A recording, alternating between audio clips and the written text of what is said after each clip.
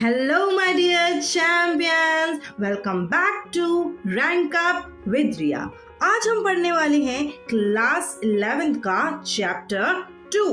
Yes, the address by Margot Menko.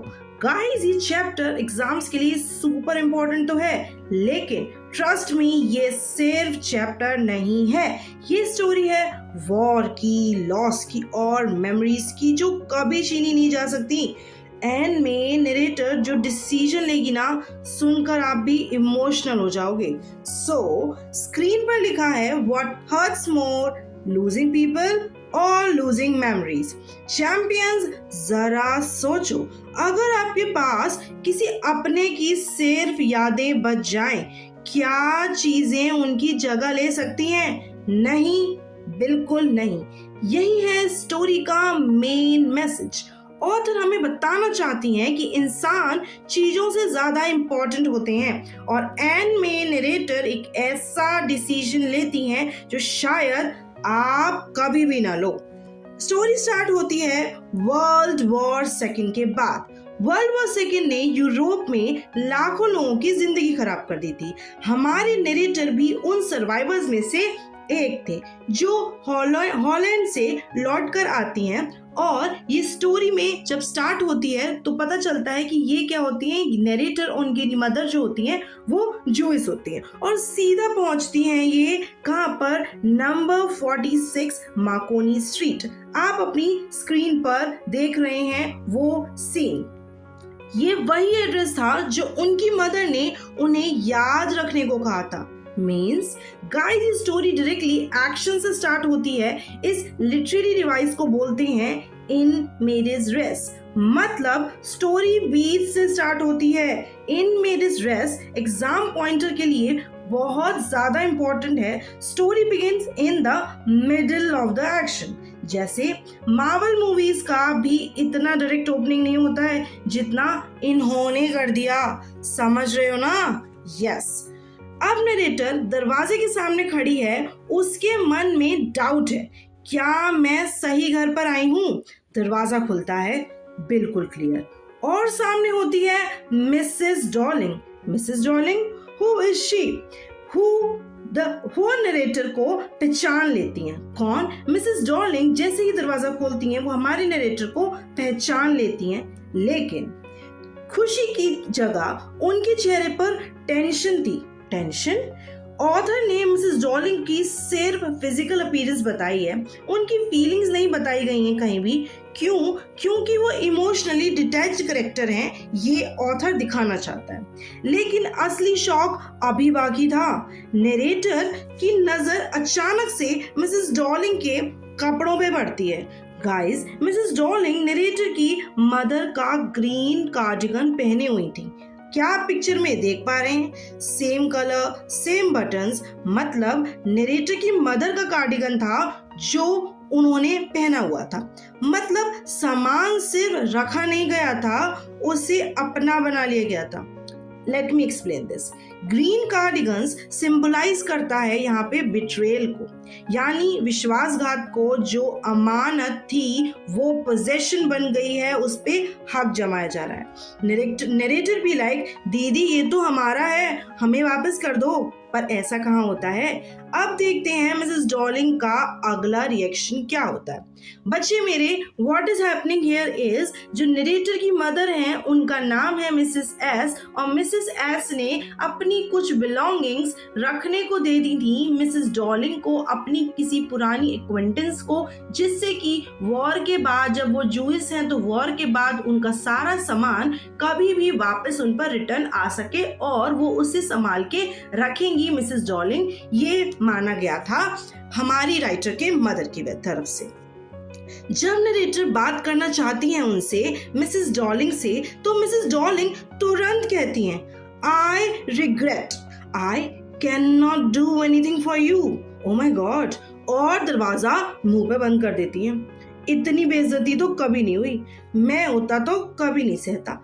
बस इतना ही नहीं, अंदर जाकर वो कहती हैं, पीछे एक दरवाजा, जब दरवाजा बंद हो जाता है बेटा, तो पीछे की तरफ से जो मिसेस डॉर्लिंग का घर है उसके अंदर एक दरवाजा खुलता है अंदर और वो किसी से बात कर रही होती, उस कन्वर्सेशन को यहाँ पे दिखाया हुआ है कि अंदर जाके वो कहती हैं ओ नथिंग, इट वाज नथिंग। इसका मतलब ऐसा लगता है हमारे नरेटर को कि किसी ने पूछा होगा, क्या पूछा होगा कि कोई आया था क्या अंदर, अभी किससे बात हो रही है अंदर, वो क्लियर यहाँ पे नहीं करा गया।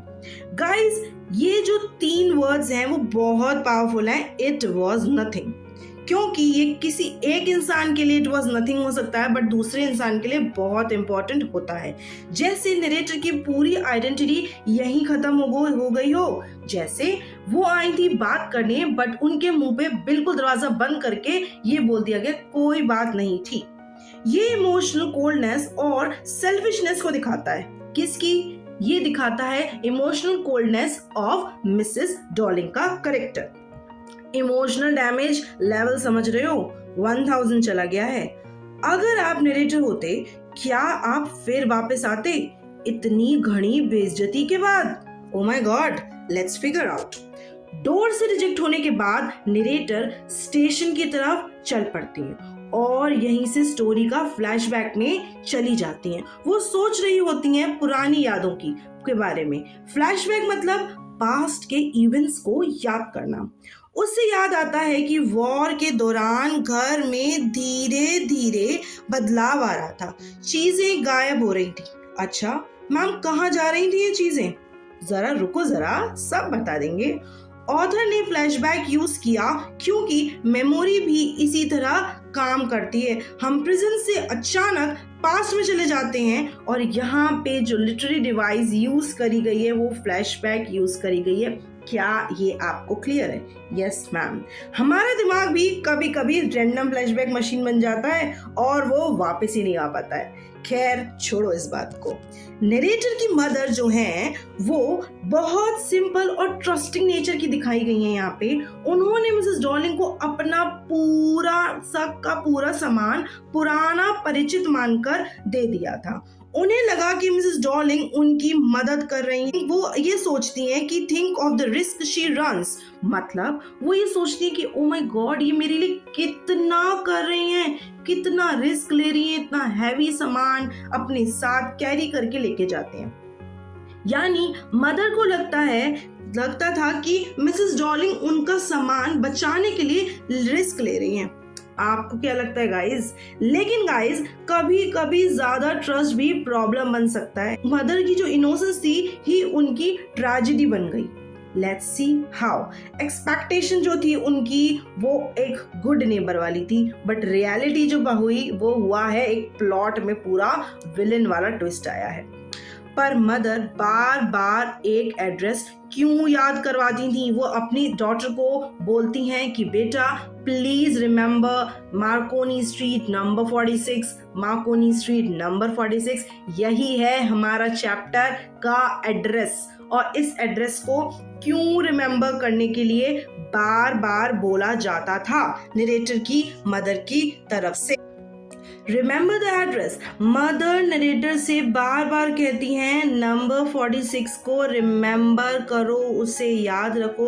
वॉर का टाइम था इसलिए उन्होंने अपनी वैल्यूएबल चीजें like silver, antique plates, vases, crockery सब मिसेस डॉर्लिंग के पास भेज दिए थे। यहाँ ऑथर एक ड्रामेटिक आयरनी का यूज कर रहे हैं, मतलब मदर ने एड्रेस दिया था चीजें बचाने के लिए, लेकिन बाद में वही एड्रेस जो था वो दर्द की निशानी बन गया। लेकिन क्या मिसेस डॉर्लिंग सच में हेल्प कर रही थी? What you guys think? या शुरू से ही वो एक कनिंग, चंट और चालाक किस्म की लेडी है? मिसेस डॉर्लिंग धीरे धीरे घर का सारा सामान लेके जा रही थी, बट ये कैसे समझ में आ रहा है? अभी मैंने आपको बताया था स्टार्टिंग में कि जब वापस जा रही थी हमारी नरेटर, तो वो याद कर रही थी इस बारे में सोच रही थी कि कैसे मेरी मदर ने मुझे बताया था एक बार कि मिसेस डॉर्लिंग आती हैं और वो हमारा सारा सामान लेके जाती हैं अपने पास सेव करने के लिए।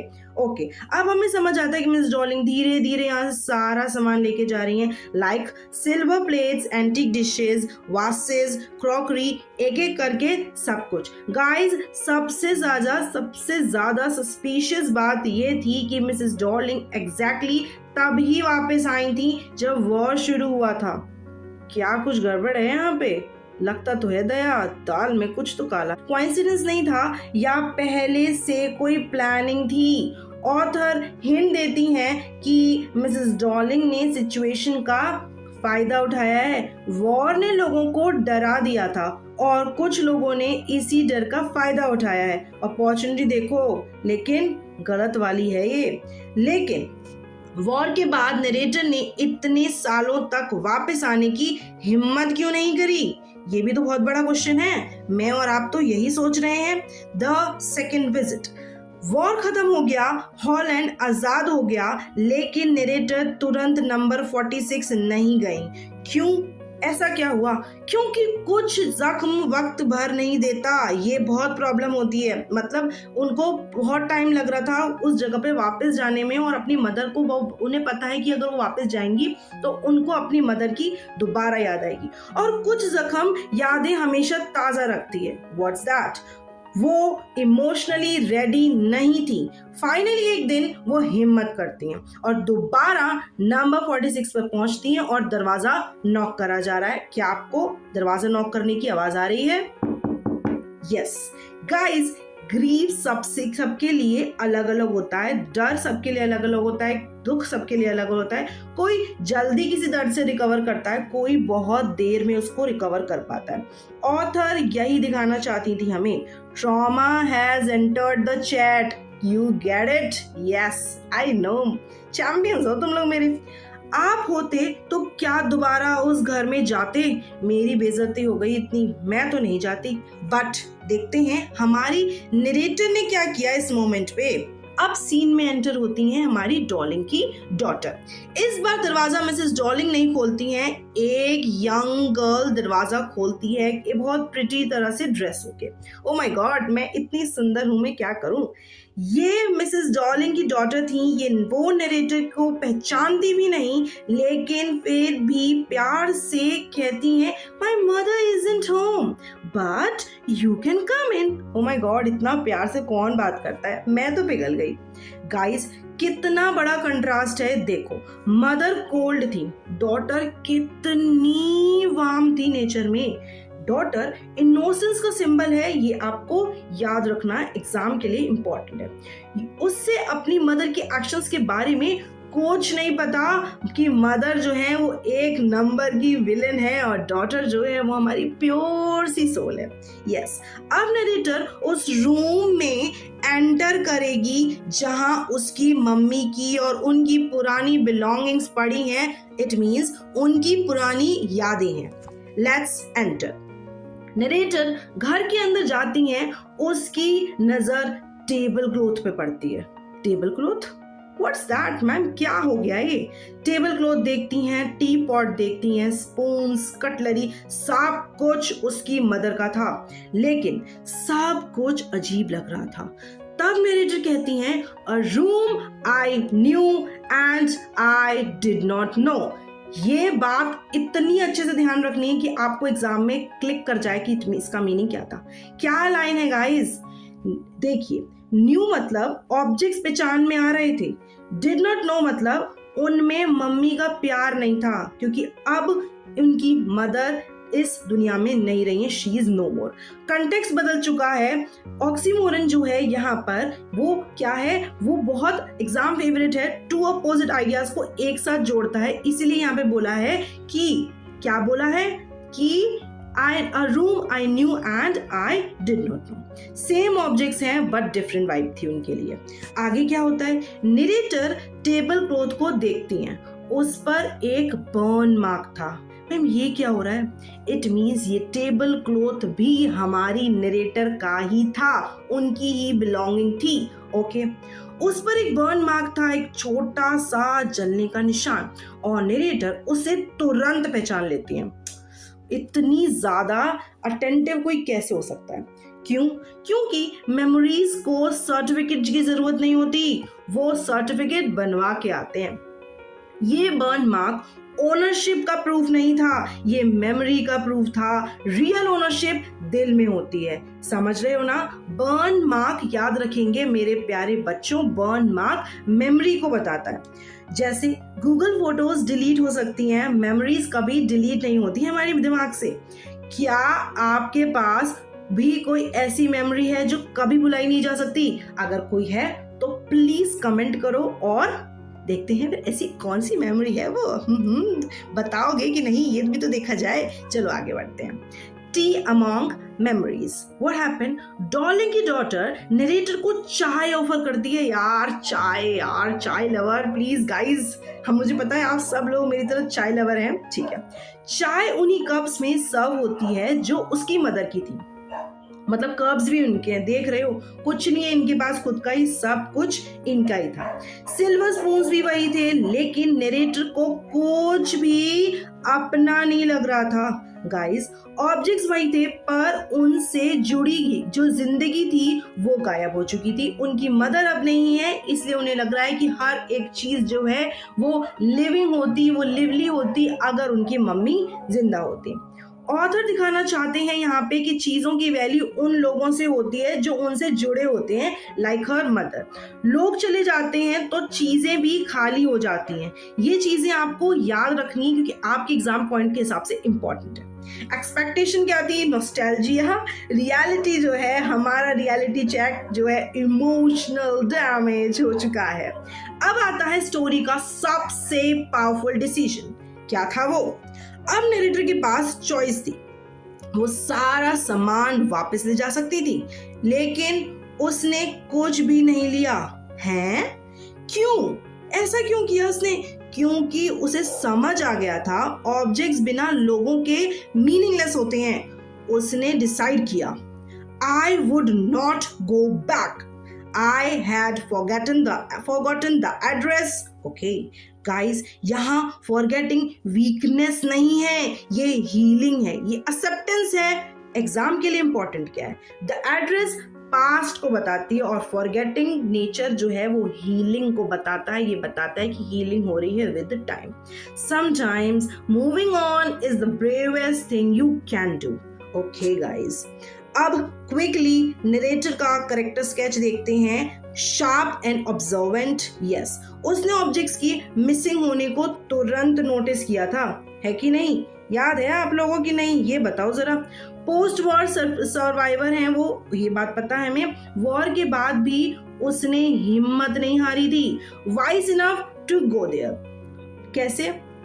उसने रिवेंज नहीं लिया, वो वापस जाने को रेडी थी। उसने हीलिंग को चूज की थी। वन लाइन जो कंक्लूजन जाएगा वो ये है कि नरेटर मेमोरी और हीलिंग की वॉइस है। I had forgotten the address, ये बात अच्छे से याद रखेंगे। Character sketch of Mrs Dorling का भी एक बार देख लेते हैं। अब आते हैं स्टोरी की मोस्ट कंट्रोवर्शियल करेक्टर पर, जो है मिसेस डॉलिंग। कैलकुलेटेड, वॉर्स के शुरू होते ही वापस आई थी वो। ग्रीडी, सारा वैल्यूएबल सामान ले गई थी, याद है कि नहीं? कोल्ड, कैसे? उन्होंने मान लिया था कि कोई वापस नहीं आएगा, ये सारा सामान तो मैं ही लेके जाऊंगी। I thought no one had come back, ये वाला कोट आप अच्छे से ध्यान रखेंगे। कंक्लूजन क्या से निकलता है इसका कि मिसेस डॉलिंग हमें दिखाती हैं कि क्राइसिस के समय इंसान की असली कैरेक्टर सामने आ जाता है। ट्रस्ट इश्यूज एक्टिवेटेड हो चुकी हैं। कैरेक्टर स्केच देख लेते हैं अब मदर का। What to say, क्या कहा जाए, मुझे तो समझ भी नहीं आ रहा है गाइज। अगर स्टोरी का सबसे प्योर हार्टेड करेक्टर कोई है तो वो है नरेटर की मदर। ट्रस्टिंग पर्सन, उन्होंने मिसेस डॉलिंग पर आंख बंद करके भरोसा किया और उसी का गलत फायदा उठाया उन्होंने। प्रोटेक्टिव थी वो अपनी बेटी के लिए चीजें बचा के रखना चाहती थी। जेनरस नेचर था उनका। उन्हें लगता था कि किसी से अपना सामान मांगना इंसल्ट होगा। मैं वापस कैसे मांग सकती हूँ मिसेस डॉलिंग से, ये तो इंसल्ट होगी ना उनकी, ये उन्होंने बोला था। एक्सप्लेनेशन जरा अच्छे से देख लेंगे कि क्या होता है। मदर प्री वॉर दुनिया के सिंबल हैं कि उस समय पहले दुनिया कैसे चलती थी। एक ऐसी दुनिया जो वॉर ने हमें से छीन लिए और पूरी खत्म करी है। She is too pure for this world and I don't get it कि ये ऐसी क्यों है, तो ऐसा क्यों हो। ठीक है, नंबर 46, रिमेंबर दैट, ये इनका कोट था और इन्होंने बोला था।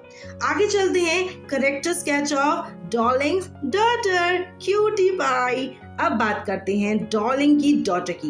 गाइस ये करेक्टर छोटा सा है लेकिन बहुत इंपॉर्टेंट है। शी वॉज वेरी इनोसेंट, उससे अपनी मदर के एक्शंस का पता ही नहीं था। काइंड थी, उसने नरेटर को बिना जाने घर के अंदर बुला लिया। मैं होता तो बिल्कुल नहीं करता। ऑथर दिखाना चाहते हैं कि हर जनरेशन सेम नहीं होती। पेरेंट्स की गलतियों का बोझ बच्चों पर नहीं होना चाहिए, ये बात यहाँ दिखाई जा रही है। मदर का जो नेगेटिव हो रहा है और डॉटर का पॉजिटिव वाइब्स बिल्कुल कंट्रास्ट मारता है। यस, अब इस चैप्टर के मेजर थीम्स देख लेते हैं जो हैं। अब आते हैं चैप्टर के सबसे इंपॉर्टेंट टॉपिक जो थीम्स हैं उन पर। थीम फर्स्ट जो है वो कौन सा है? Memory versus material possessions. Guys author को मैसेज बहुत क्लियर है, चीजें सिर्फ ऑब्जेक्ट्स होती हैं, उनकी असली जो वैल्यू होती है वो मेमोरीज देती हैं। लोग चले जाते हैं तो चीजें खाली हो जाती हैं। थीम 2 क्या कहता है? थीम 2 है वॉर एंड लॉस। वॉर सिर्फ जान नहीं लेता, वॉर घर भी छीन लेता है, पहचान भी चीजें लेता है, पहचान जो होती है वो भी छीन लेता है, रिश्तों को भी तोड़ देता है। अब थीम 3 पे जाते हैं, healing and moving on. Story का सबसे पावरफुल मैसेज यही है। Moving on is not forgetting, it's choosing peace. I forgotten the address. ये बात आपको याद आ रही है क्या? Healing isn't deleting memories, it's learning to live with them. Yes, आगे बढ़ते हैं, जरा देखें आगे। एग्जाम में सिंबल्स बहुत इंपॉर्टेंट है, तो जरा सिंबल्स देख लेते हैं स्टोरी के क्या है। ग्रीन कार्डिगन जो है वो इट रिप्रेजेंट करता है बिट्रेयल को। मिसेस डार्लिंग ने उसे सिर्फ रखा नहीं था, उसे अपना बना लिया था, ये बात हमारी हो चुकी है। बर्न मार्क रिप्रेजेंट करता है मेमोरी को, और मेमोरीज को कोई चुरा नहीं सकता, ये आप लोग अच्छे से जानते हैं। हनुका कैंडल होल्डर की बात आई है इसमें, और उस होल्डर को देख के वो क्या बताता है? वो रिप्रेजेंट करता है आइडेंटिटी को। ये नरेटर की जूइश आइडेंटिटी और रूट्स का सिंबल है। और हुआ क्या था कि बीच में एक जैसे वो जब देखने आई थी बहुत सारी चीजें, तो उस समय उनको एक हनुका कैंडल होल्डर भी मिला था, और वो भी सिर्फ इन्हीं की बिलोंग थी, इनको बिलोंग करता है। तो वो क्या रिप्रेजेंट करता है? आइडेंटिटी को रिप्रेजेंट करता है, कि ये नरेटर की जूइश आइडेंटिटी और रूट्स का एक बहुत ही प्योर सिंबल है। द एड्रेस जो है ये क्या रिप्रेजेंट करता है? ये रिप्रेजेंट करता है पास्ट को, पुरानी यादों को, और एड्रेस को भूल जाना, ये बोल रहा है। पास्ट को एक्सेप्ट करना आगे बढ़ने से ज्यादा बेटर है, कि मतलब उसको एक्सेप्ट करो, आगे बढ़ो लाइफ में। आप देखिए जैसे गूगल मैप एड्रेस भूल जाओ तो प्रॉब्लम हो जाती है ना, पर कुछ एड्रेस भूल जाना हीलिंग होती है। First question, why does narrator decide to forget the address? What happened? Narrator address को क्यों भूल गई? ये क्या इसके आंसर लिखेंगे, आपको मैं मेन कीवर्ड्स बता देती हूँ, उसके बाद आप आंसर फ्रेमिंग अच्छे से कर सकेंगे। Healing, letting go, objects meaningless without people. Object जो है वो मीनिंगलेस हो जाते हैं इंसानों के बिना। क्वेश्चन नंबर 2, करेक्टर स्केच और मिसेस डार्लिंग अच्छे से डिस्कस हो चुका है। ग्रीडी, कैलकुलेटेड, एक्सप्लॉइटर और क्या थी? और कोल्ड वुमेन थी। और थर्ड वाला देखेंगे क्वेश्चन क्या है? Explain the oxymoron, a room I knew and I did not know. ये मैं आपको बता चुकी हूँ। न्यू मीन्स, न्यू का मतलब यहाँ पे क्या है? वो फीलिंग्स वो जो ऑब्जेक्ट से फैमिलियर थी। Did not know means context change हो चुका है, और ये क्वेश्चन बीच में हम डिस्कस कर चुके हैं। ग्रीन कार्डिगन और बर्न मार्क क्या बताता है, ये उसका क्या सिग्निफिकेंस है? क्वेश्चन नंबर 4 है। कार्डिगन बिट्रेयल को बताता है, बर्न मार्क मेमोरी को बताता है, और ये कीवर्ड्स लिखोगे तो बोर्ड में आपके एग्जाम्स में बहुत अच्छे नंबर आएंगे। फटाफट से आगे बढ़ेंगे जो है क्विक रिवीजन पे। चलो 30 सेकेंड्स में इस चैप्टर को जल्दी रिवाइज कर लेते हैं। Post world war second Holland का, मिसेस डार्लिंग का बिट्रेयल, 2 विजिट्स हुई थी, ऑक्सीमोरन जो है वो, और फॉरगेटिंग मींस हीलिंग। अब अगर ये 5 पॉइंट्स याद हैं तो एग्जाम में टेंशन को बाय बाय कर देते हैं। ओके गाइस, इस स्टोरी ने हमें सिखाया कि मेमोरीज को कभी चुराया नहीं जा सकता। चीजें खो सकती हैं, लोग बिछड़ सकते हैं, लेकिन यादें हमेशा हमारे साथ रहती हैं। Memories can never be stolen. तो चैंपियंस, आज का क्वेश्चन आपके लिए ये है कि अगर आप नरेटर की जगह होते तो आप वो सामान वापस लेते? कमेंट सेक्शन में जरूर बताना और मिलते हैं यहीं पर सेशन को एंड करते हुए।